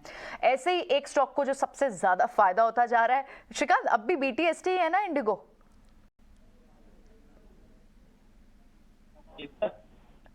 लॉन्ग टाइम हमने एक कंसिस्टेंट रैली देखी है और उसका सबसे बड़ा रीजन एक्चुअली यही है, और इसी वजह से मुझे लगता है कि इसमें और भी तेजी बनेगी क्योंकि इसके वॉल्यूम्स लगातार बढ़ते जा रहे हैं, डिलीवरी बेस्ड वॉल्यूम बढ़ रहे हैं, और टेक्निकली अगर देखा जाए तो नेक्स्ट लेवल्स तकरीबन 2250 से लेकर 2275 के नजर आते हैं, और कल के दिन के हाई को भी क्रॉस किया है। तो करंट लेवल से इसे लॉन्ग करें, स्टॉप लॉस रखें एट 2180। आपको और एविएशन स्पेस पर लगातार अपडेट्स मिल रहे हैं और सारे के सारे अपडेट्स हम आप तक पहुंचाने की कोशिश कर रहे हैं। लेकिन एक और स्टॉक, या कह सकते हैं आज का हीरो स्टॉक है MRF, और MRF का शेयर आज हीरो इसलिए है क्योंकि आज फ्यूचर्स में 1 लाख के ऊपर ये स्टॉक जो चला गया है। इस वक्त अगर आप देखेंगे, इनफैक्ट भारत में 1 लाख का स्तर पार करने वाली पहली कंपनी, पहली लिस्टेड प्लेयर नजर आ रही है। और इनफैक्ट ET नाउ स्वदेश हमारा नेटवर्क खुशकिस्मत रहा है। कई ऐसे इन्वेस्टर्स से हमने ड्यूरिंग द एंटायर फेज कई सालों में बातचीत की है जिन्होंने MRF के शेयर में तब निवेश किया था जब स्टॉक प्राइस काफ़ी कम थी, और वहां से लेकर इन्वेस्टमेंट की स्टोरी जो है काफ़ी मजबूत नजर आई। और MRF के स्टॉक की जर्नी को अगर आप देखेंगे, घरेलू एक्सचेंज पर लिस्टेड हुई ये कंपनी, आपको बता दें, सबसे महंगा शेयर साबित होती हुई दिख रही है। 1946 में इसकी शुरुआत हुई थी और छोटे, कह सकते हैं काफ़ी छोटे सेगमेंट से शुरुआत की थी इन्होंने। रबर फैक्ट्री से शुरुआत की थी एक स्मॉल सेगमेंट में। MRF के स्टॉक प्राइस पर, टायर स्टॉक्स पर, अभिषेक, वैसे तो ऑटो एंसिलरी पर हम लगातार डिस्कशन कर ही रहे हैं, लेकिन एंसिलरी स्पेस में एक स्टोरी क्रिएट करता हुआ MRF, कैसे देख रहे हैं पूरे स्पेस को, और साथ ही MRF पर भी आप अपनी राय दीजिए। कंपनीज की राइट नाउ तो अभी लास्ट क्वार्टर में हमने जो देखा है, जैसा मैं बात कर रहा था कि इन्वेंट्री का इनको बेनिफिट मिलेगा, और MRF जो है स्ट्रक्चरल प्ले है राइट नाउ। अभी आप 2 व्हीलर्स वगैरह में भी लोग people are talking right now कि there will be a pickup by Hero MotoCorp और बजाज ऑटो का people are talking about, numbers are expected to be good. और उसका सीएट एक और कंपनी है जिसको सीएट और दोनों कंपनीज को बेनिफिट मिला है। अपोलो टायर राइट नाउ, तो टायर एक सेगमेंट है जहाँ पे आप थोड़ा सा भी रॉ मटेरियल का आप नीचे देखते हैं तो उसका इनको आगे जाके बेनिफिट मिलता है। तो ये एक इसी कारण से आप देख रहे हैं कि हीरो मोटोकॉर्प, सॉरी MRF और दूसरी कंपनीज में आप तेजी देख रहे हैं राइट नाउ। कमेंट्री भी ठीक ठाक थी सेक्टर की, और I think there will be some more positives आगे जाके एक्सपेक्ट ही है लोगों का कि Q1 और अच्छा होगा, तो उसके बाद आप देख सकते हैं। बट आई थिंक अभी भी यहाँ से भी आप स्टॉक्स में थोड़ी बहुत तेजी देखी जा सकती है मैम। MRF और ऑटो एंसिलरीज पर ही इस वक्त जो राय मिल रही है काफ़ी ज़्यादा पॉजिटिव, और टायर स्टॉक्स में भी अगर आप देखेंगे प्योर कंपैरिजन के मुकाबले भी हर लिहाज से MRF का स्टॉक जो काफ़ी अट्रैक्टिव नजर आ रहा है। लेकिन आइए मिड कैप, क्योंकि ब्रॉडर इंडेक्सेस में बाजार में आज भले ही निफ्टी, बैंक निफ्टी कमाल कर रहे हैं, लेकिन ब्रॉडर इंडेक्सेस ने हमेशा बाजार को साथ देने का काम किया, और आज भी मिड कैप इंडेक्स में अच्छा खासा एक्शन हम देख ही रहे हैं। इन स्टॉक्स में, इस लिस्ट में अगर आप देखेंगे, इंडियन होटल का स्टॉक ऑल टाइम हाई पर ट्रेड करता हुआ और ब्रोकरेजेस के पॉजिटिव रेडार पर। उचित एक बार इस स्टॉक को चेक कीजिए। इंडियन होटल्स में 3.25% की तेजी, वन साइड अपमूव आज दिन की शुरुआत से स्टॉक में नजर आ रहे। 370 के लेवल्स पर ट्रेड, 374 का हाई लगाया आज। इनफैक्ट ये सिर्फ आज का ट्रेडिंग सेशन ही नहीं, अगर आप पिछले 1 महीने में देखें तो स्टॉक लगातार स्लोली एंड ग्रेजुअली अपमूव दिखाते जा रहा है, और ये ट्रेंड पॉजिटिव है जब तक ये स्टॉक अपने क्रूशियल मूविंग एवरेजेस के ऊपर ट्रेंड कर रहा है। सो यहाँ पे 380 के आसपास तक के लेवल्स आप इमीडिएटली शॉर्ट टर्म में एक्सपेक्ट कर सकते हैं ये स्टॉक में। और सेकेंडली जो मोमेंटम रीडिंग्स है वो अब तक daily as well as hourly chart पे पॉजिटिव, तो यहाँ पे ट्रेंड के तो कोई डाउट नहीं है कि ट्रेंड स्टॉक का पॉजिटिव है। कोई एग्जिस्टिंग पोजिशन है तो बेहतर है कि ऐसे ट्रेंड को राइड करते रहे, एक ट्रेलिंग स्टॉप लॉस मेथड रखे। जरा मेरे को 2-4 शेयर आपसे पता करने, जरा स्पीड से बताते जाइएगा। ये बाटा इंडिया का बेस बन गया सर? मान लो मेरे को पोजिशनल ट्रेड लेना हो, बाटा इंडिया का बेस अगर कंफर्म है तो फिर उतर सकते हैं इसमें। बाटा इंडिया में एक अच्छा खासा बेस बना है, और इनफैक्ट आज के दिन में अगर आप देखें तो ये 100 दिन के एवरेज के काफी नजदीक आ चुका है। तो जैसे इन लेवल्स के ऊपर वो ट्रेड करने लगता है, फिर हमें लगता है कि ये स्टॉक कम से कम वापस 1600-1630 के लेवल्स दिखा सकता है। तो बेस बन चुका है, करंट लेवल से भी लॉन्ग पोजीशंस बनाई जा सकती है और 1470 के करीब का स्टॉप लॉस हम रख के यहाँ पे कुछ ट्रेडिंग पोजीशंस बनाए। फिर एक शेयर सर आप जरा और चेक कर लो, ये जरा हीरो मोटोकॉर्प के अंदर ये साइडवेज टू वापस पॉजिटिव हो सकता है सर। एक राउंड की तेजी के बाद शेयर साइड में हो गया, अब फिर से चल सकता है।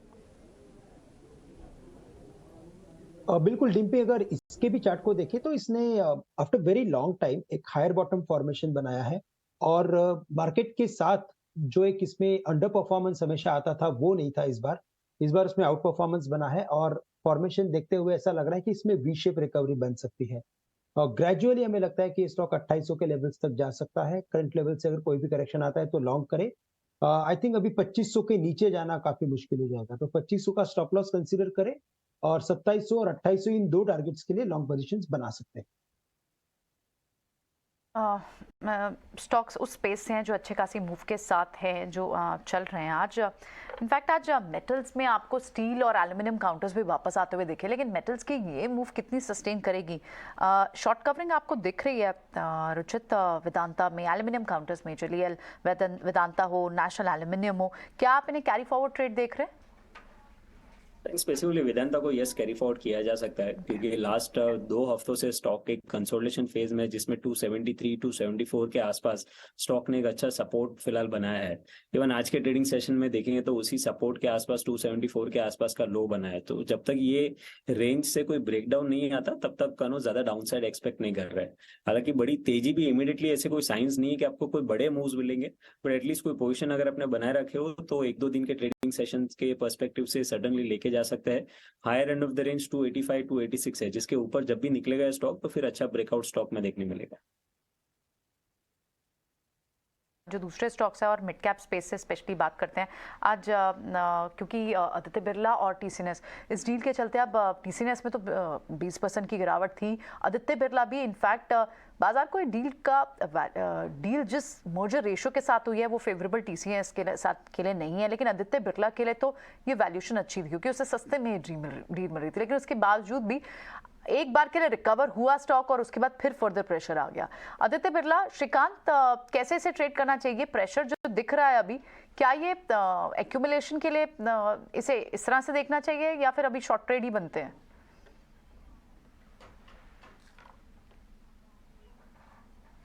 Shrikant, please unmute yourself. AB Birla fashion में जैसे आज बड़े वॉल्यूम्स हुए हैं, हमें लगता है कि जो आज के लोवेस्ट लेवल्स है उसे as a final stop loss पकड़ के चल सकते हैं क्योंकि पिछले कई हफ्तों में सॉरी बड़ी गिरावट आ चुकी है इसमें और जब तक ये 198 के लेवल्स को दोबारा से नहीं तोड़ता तब तक हमें लगता है कि शायद इन्हीं लेवल्स के आसपास से एक रिबाउंड भी देखने मिल सकता है। तो काफी बड़े वॉल्यूम्स है, 198 का स्टॉप लॉस रखे, 206 207 में लॉन्ग पोजीशंस बनाए और 228 के ऊपर इसमें एक टेक्निकल ब्रेकआउट बनेगा जो शायद स्टॉक को एक बार वापस 250 के लेवल्स तक लेके जा सकता है। तो करंट लेवल से तो हमें लगता है कि बिल्कुल इसमें लॉन्ग पोजीशंस बनानी चाहिए। एक कैश का एक मैं आपको पता करता हूँ, रुचित जरा आप चेक कीजिएगा, उसका नाम है हरकुलस, साउदर्न इंडिया की कंपनी है हरकुलस। ये शेयर के अंदर आज वॉल्यूम और प्राइस दोनों का एक्शन है और काफ़ी अच्छा है। मैं स्पेल कर देता हूँ HERES, यही वाला सामने 7.5% ऊपर है आज शेयर और वॉल्यूम के साथ है, ये कोरा नहीं चल रहा। हाँ, एक बार जरा देख के बताएं इसको BTST करें या फिर 7% प्रॉफिट बुक करें और निकले बाहर आज।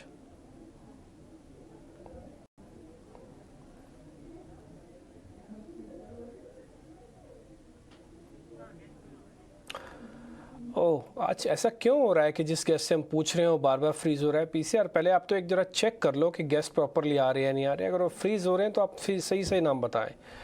एक काम करते हैं श्रीकांत, जब तक आप जरा चेक करेंगे हरकुलस के अंदर क्या किया जाए। 7-7.5% की तेजी है, इस समय क्या करें? बिल्कुल, तो देखिए यहाँ पे डिम्पी इसने भी एक इम्पोर्टेंट लेवल को क्रॉस किया है फॉर ऑलमोस्ट मुझे लगता है कि 10-15 डेज से भी ज्यादा का वक्त उसने 205 203 के लेवल्स के नीचे निकाला था। आज बड़े वॉल्यूम के साथ उन लेवल्स के ऊपर अभी इसने ट्रेड करने की कोशिश की है और इनफैक्ट क्लोजिंग भी दे रहा है। तो यहाँ से हमें लगता है कि ये स्टॉक 240 से लेकर 245 के लेवल्स दिखा सकता है करंट लेवल से भी लॉन्ग पोजीशंस बनाए, लेकिन स्टॉप लॉस रखना पड़ेगा अराउंड 200 रुपीज के करीब पर, क्योंकि इंपॉर्टेंट लेवल्स को उसने आज ही क्रॉस किया। तो शायद कभी कभी ऐसे होता है कि रीटेस्टिंग होती है, लेकिन बिल्कुल एक स्ट्रॉन्ग फॉर्मेशन है, लॉन्ग पोजीशंस बनाई जा सकती है। ठीक है, ऑल राइट। आप कुछ 3-5 मिनट ही रह गए हैं बाजार क्लोज होने में, और मैनकाइंड फार्मा की कल लिस्टिंग होनी है। इस स्टॉक को लेकर काफ़ी एक्साइटमेंट भी है स्ट्रीट की। एक बार सृष्टि ने कुछ और डिटेल्स तैयार किया है, सृष्टि के पास चलते हैं। सृष्टि बताएं। जी हाँ, नज़र है मैनकाइंड फार्मा आईपीओ की लिस्टिंग की, जहाँ पे एक पॉजिटिव लिस्टिंग की उम्मीद कर रहे हैं सारे एनालिस्ट, जहाँ पे 1080 जो कि इसका अपर प्राइस बैंड है, उससे भी 100 रुपये ऊपर की लिस्टिंग की उम्मीद कर रहे हैं एनालिस्ट, जो कि इसके पीछे की वजह के काफ़ी साफ है कि जिस तरीके का रिस्पॉन्स मिला है इस पर्टिकुलर आईपीओ को। ओवरऑल अगर देखें तो 15 गुना ये आईपीओ सब्सक्राइब होता हुआ नजर आया है, जहाँ पे क्यूआईबी का पोर्शन सबसे ज़्यादा सब्सक्राइब हुआ, उनके कोटा में से 49 टाइम्स तक के सब्सक्रिप्शन सामने आए। उसके बाद एनआईआई पोर्शन भी लगभग 4% सब्सक्राइब हुआ, और रिटेल का जो पोर्शन सब्सक्रिप्शन था वो 0.92 टाइम्स था। तो पूरी तरीके से अगर हम देखें तो सब्सक्रिप्शन काफ़ी मजबूत है, और फार्मा स्पेस में अगर हम देखेंगे तो काफ़ी समय बाद एक लार्ज कैप कंपनी इतना स्ट्रॉन्ग आईपीओ लेकर आ रही है, जहाँ पे हम देखें तो फंडामेंटल्स भी काफ़ी मजबूत हैं, आगे मैनेजमेंट की कमेंट्री भी काफ़ी मजबूत है, जहाँ पे वो इंडस्ट्री को भी आउट परफॉर्म करना चाहते हैं। खास तौर से फोकस रहेगा कंज्यूमर और क्रॉनिक सेगमेंट में। अब लिस्टिंग की बात करें तो मार्केट कैप लिहाज से अगर अपर प्राइस बैंड में होती है तो वो 8वीं सबसे बड़ी इन भारत की फार्मा कंपनी बन जाएगी मार्केट कैप के लिहाज से। हालांकि वॉल्यूम्स और सेल्स के फ्रंट पे डोमेस्टिक मार्केट में ऑलरेडी मैनकाइंड का दबदबा है, बट उम्मीद है एक पॉजिटिव लिस्टिंग की। हालांकि निफ्टी फार्मा के कंपैरिजन में वैल्यूएशंस देखें तो थोड़े से महंगे ज़रूर बताए जाते हैं, बट कहीं ना कहीं कंपनी की पास्ट परफॉर्मेंस को देख के और आगे के आउटलुक को देख के सभी एनालिस्ट का भरोसा इस पे कायम है, और नज़र रहेगी आईपीओ लिस्टिंग पे, जहां पे उम्मीद कर रहे हैं कि 10% का प्रीमियम तो सभी इन्वेस्टर्स को मिलना चाहिए। 10% तक का प्रीमियम, यानी लिस्टिंग गेन आप 10% तक के तो एक्सपेक्ट करके चले। कल इसकी लिस्टिंग है। शुक्रिया सृष्टि ये जानकारी देने के लिए। चले, बाजार में आपको तेजी कुछ मिनटों में और बढ़ती हुई दिखाई दिया है। बैंक निफ्टी तो अब लगभग 700 पॉइंट तक की बढ़त के साथ क्लोज होने की तैयारी कर रहा है, और 18,300 के पास इस वक्त निफ्टी है। क्या यहाँ से अगर कोई कॉल इंडेक्स पे खरीदनी हो तो क्या होगी श्रीकांत? क्या इंडेक्स पे ऊपर की निफ्टी की कॉल बेटर दिख रही है, या बैंक निफ्टी ज्यादा स्ट्रेंथ के साथ दिख रहा है? बिल्कुल, तो देखिए मुझे लगता है कि निफ्टी यहाँ पे काफी अच्छा परफॉर्मेंस दे रहा है, क्योंकि इसमें बजाज फाइनेंस का भी कंट्रीब्यूशन काफी बड़े हद तक आ रहा है, और इसके साथ साथ अगर निफ्टी के ओवरऑल पैटर्न को भी देखें तो उसने आफ्टर वेरी लॉन्ग टाइम 18,265 के लेवल्स को क्रॉस करके उसके ऊपर की क्लोजिंग देने की कोशिश कर रहा है। तो करंट लेवल से हमें लगता है कि बिल्कुल निफ्टी के कॉल ऑप्शंस खरीदे जा सकते हैं, और अगर खरीदने हैं तो एट द मनी के कॉल ऑप्शंस खरीदे। 18,200 का कॉल ऑप्शन जो 120-122 के करीब ट्रेड कर रहा है, इसे लॉन्ग करूंगा। यहाँ पे स्टॉप लॉस हम रखेंगे एट 60 रुपीज, यानी कि 50% का स्टॉप लॉस रखे प्रीमियम का, लेकिन टारगेट्स नजर आते हैं 250 से लेकर 300 के। 18,200 की कॉल्स, एट द मनी की कॉल आप खरीदेंगे, और प्रीमियम थोड़े ज़्यादा ज़रूर होंगे, लेकिन आप इस वक्त सेफ ज़रूर हैं। लेकिन लॉन्ग के कॉल्स, ऊपर की कॉल्स की खरीदारी की बात अब कर रहे हैं श्रीकांत। दिन भर में आज कैसा एक्शन रहा, ये मानसी के साथ हम रैप भी समझेंगे। आज बैंक्स की तरफ से बड़ी पार्टिसिपेशन आई। इंडसइंड बैंक आप देखें तो 5.5% के साथ तेजी है, और इनफैक्ट फाइनेंस बजाज ट्विंस में भी अच्छी खासी मूव देखने को मिली है। एक बार सब कुछ कैप्चर करते हैं मानसी के साथ।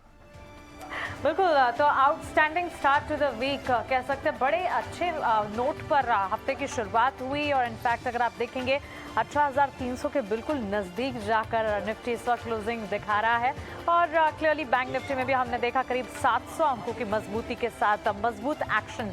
एडवांस डिक्लाइन रेशियो, आज सुबह भी मैं यही बता रही थी कि एडवांसेस में काफ़ी हद तक मजबूती देखने को मिल रही है, जहाँ 1300 एडवांसेस हैं, 850 डिक्लाइंस इस वक्त नजर आ रहे हैं। और इस तेजी में सबसे ज़्यादा कॉन्ट्रीब्यूट कौन कर रहा है? देखिए, ब्रॉडर इंडेक्सेस में अच्छा एक्शन तो हमने देखा ही है, लेकिन बिग प्लेयर्स की अगर बात करें, आज सुबह से ही हमने देखा इंडसइंड बैंक के स्टॉक प्राइस में कंपनी के सीआरओ के इस्तीफे की खबर आई, लेकिन वो खबर जो है उस पर बाजार रिएक्ट नहीं कर रहा है। इनफैक्ट पॉजिटिव रिएक्शन यहाँ पर 5.25, क्योंकि फैक्टर इन हो चुकी थी पिछले हफ्ते से लेकर इस हफ्ते तक, और इसी के चलते हमने देखा कि इंडसइंड बैंक के चार्ट्स में अच्छा खासा अपमूव देखने को मिला। बजाज ट्विंस में काफी अच्छा एक्शन दिख रहा। बजाज फाइनेंस, बजाज फिनसर्व के स्टॉक प्राइस में अच्छे मोमेंटम के साथ इस वक्त क्लोजिंग हमने देखी। इसके अलावा अगर आप देखेंगे कहें जो स्टॉक्स काफी अच्छी मजबूती दिखा रहे थे या फिर आउटस्टैंडिंग नोट पर आज ट्रेड कर रहे थे, उनमें टाटा मोटर्स का स्टॉक शामिल रहा। 52 वीक हाई इसी लिस्ट में एमआरएफ का स्टॉक भी, क्योंकि फ्यूचर्स में 1 लाख के पार का आंकड़ा यहाँ पर फ्यूचर्स में एमआरएफ के चार्ट्स ने देख लिया। In fact one of the stock जो कि काफी हद तक एक्सपेंसिव लेकिन टायर स्पेस में, इसके अलावा भी कई सारे प्लेयर्स हैं, जेके टायर, अपोलो टायर और क्रूड करेक्शन के बेनिफिशियरी साबित होते हुए दिखे और एमआरएफ के चार्ट्स आज काफी हद तक अट्रैक्टिव नजर आए, of course because of this news flow. इसके अलावा अगर आप देखेंगे नतीजों के लिहाज से जो भी बाजार में एक्शन दिख रहा है, जहां जहां जिन जिन स्पेसेस में पॉजिटिव सेट ऑफ नंबर्स आ रहे हैं उसका पॉजिटिव इंपैक्ट दिख रहा है। जैसे कि मैरिको के स्टॉक प्राइस में हमने देखा अच्छे खासे नतीजे आते हुए दिखे, उसके ठीक बाद स्टॉक में अच्छे खासे मोमेंटम के साथ आज अगर आप देखेंगे ऑलमोस्ट 8% की तेजी पर मैरिको का स्टॉक 531 पर सेटल होता हुआ। इसके ठीक सामने एक ऑपोजिट ट्रेंड ब्रिटानिया में नजर आया। ऑफकोर्स नतीजों के ठीक बाद हमने देखा ब्रिटानिया के स्टॉक में नेगेटिव रिएक्शन देखने को मिला, लेकिन कंजम्पशन थीम है जिस पर खास तौर से आपको नजर रखनी होगी, क्योंकि एफएमसीजी में बढ़िया एक्शन डेवलप होता हुआ दिख रहा। कई सारे ट्रिगर्स फैक्टर्स है जो कि एफएमसीजी को काफी हद तक हेल्प कर सकते, तो इसके चलते खास यहाँ पर नजर रखनी होगी। पेटीएम कंपनी कह सकते हैं कि पाथ टू प्रॉफिटेबिलिटी की तरफ तिमाही दर तिमाही बढ़ती हुई दिख रही है। ओवर दी वीकेंड पेटीएम के नंबर्स आए, पेटीएम के नतीजों में कंपनी का घाटा जो है लगातार घटता हुआ दिख रहा। मैनेजमेंट की फ्री कैश फ्लो को लेकर जो कमेंट्री है, प्रॉफिटेबिलिटी के फ्रंट पर जो कमेंट्री है, वो बाजार को, स्ट्रीट को काफी पसंद है। इसी के चलते हमने देखा 5% के अपमूव्स पेटीएम के चार्ट्स में देखने को मिल रहे हैं। डीसीबी बैंक, बैंक फाइनेंशियल तो लगातार नजर रखनी चाहिए क्योंकि अच्छे नतीजे तो आ ही रहे हैं, न्यूज फ्लोज भी पॉजिटिव, उसका इंपैक्ट आप इन प्लेयर्स पर भी देख रहे हैं। खास तौर से अगर आप टॉप गेनर्स की बात करें, रिलायंस के स्टॉक ने भी बाजार को संभालने का काम किया। एचडीएफसी ट्विंस में भी अच्छे खासे एक्शन के साथ ट्रेड्स दिखे और आईसीआईसीआई बैंक में भी हमने मजबूती देखी। हालांकि सन फार्मा, कोल इंडिया, डॉक्टर रेड्डीज, ब्रिटानिया जैसे स्टॉक्स थे जो कि परफॉर्म नहीं कर रहे थे और बाजार की आज की तेजी में कॉन्ट्रीब्यूट नहीं कर पाए। ब्रॉडर इंडेसेस में जहां बाजार में चैलेंजेस दिखे हैं, वहां पर भी ब्रॉडर इंडेसेस यानी मिड कैप प्लेज ने सहारा दिया और आज भी मिड कैप इंडेक्स में काफी अच्छा एक्शन था। Delivery, Laurus lab, Indian hotels all time high, लगातार हर सेशन में हम मजबूती के साथ ट्रेड देख रहे, ब्रोकरेजेस के भी पॉजिटिव आउटलुक्स देखने को मिल रहे हैं। अगर सेक्टर स्पेसिफिक बाजार को देखेंगे, हर सेक्टर, हर पॉकेट में अच्छा एक्शन।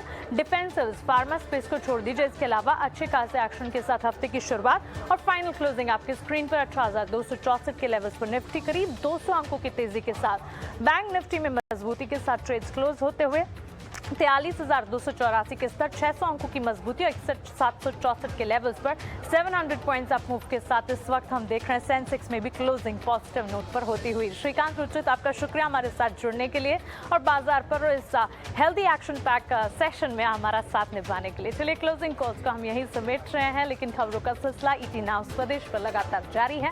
आप बने रहे हमारे साथ। नमस्कार।